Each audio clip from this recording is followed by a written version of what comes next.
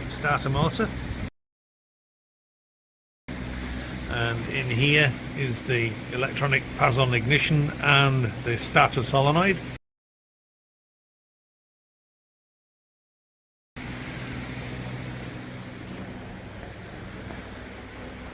And there is the mechanical part, which it's now got, which it never had before.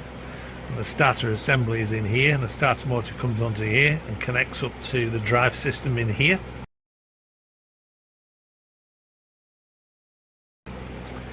There's the gearbox, obviously, and in here the electrics are different.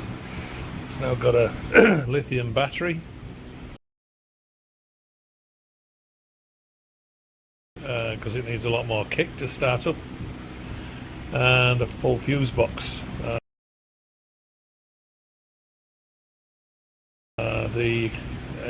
Before it had one 30 amp fuse for the whole bike. Now it's got a 20 amp main fuse, 10 amp for the lights, 15 amp for the starter solenoid ignition, and 15 amp for the ignition system itself.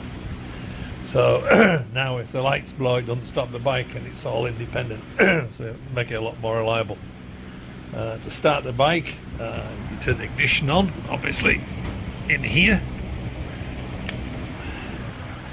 and then you've got the battery isolator switch, which is here, and the starter solenoid, which is here, and they're both on. Turn the ignition on, and she's ready to start.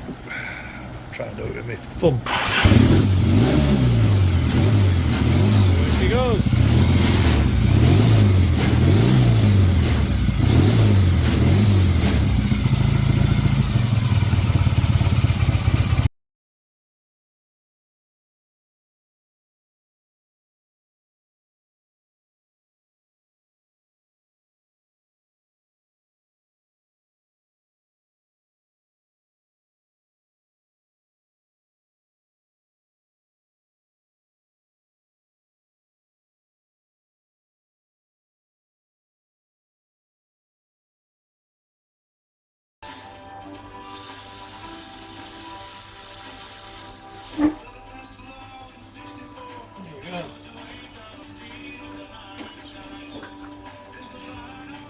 Tiny plate off the old boiler.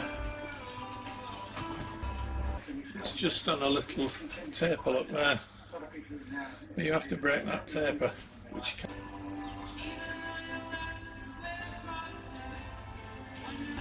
After you take all the bolts out, just take your tiny chest cover off,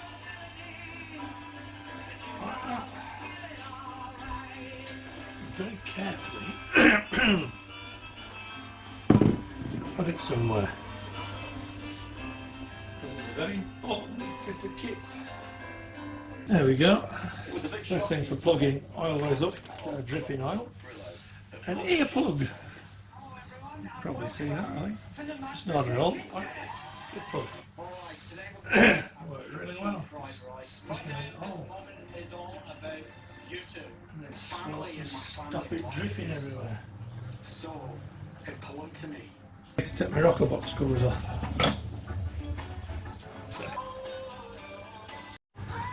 Okay, so now once you've got it at top dead centre, you just mark it up with some correction fluid.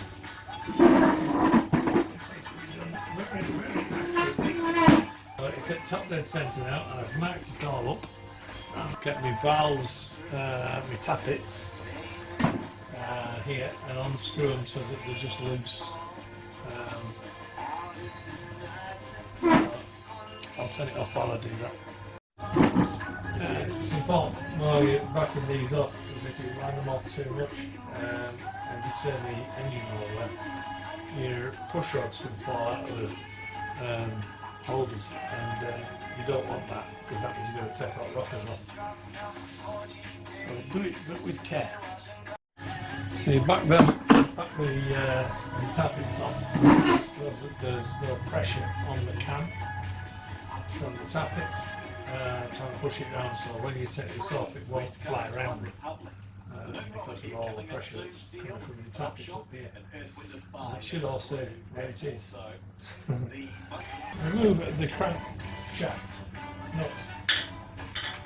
Thus lock the wheel back wheel so you can drive it against something.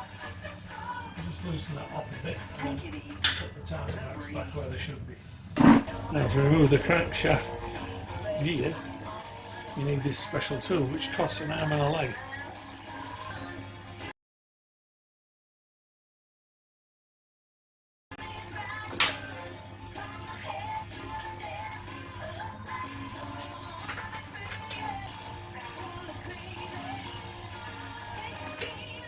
There you go.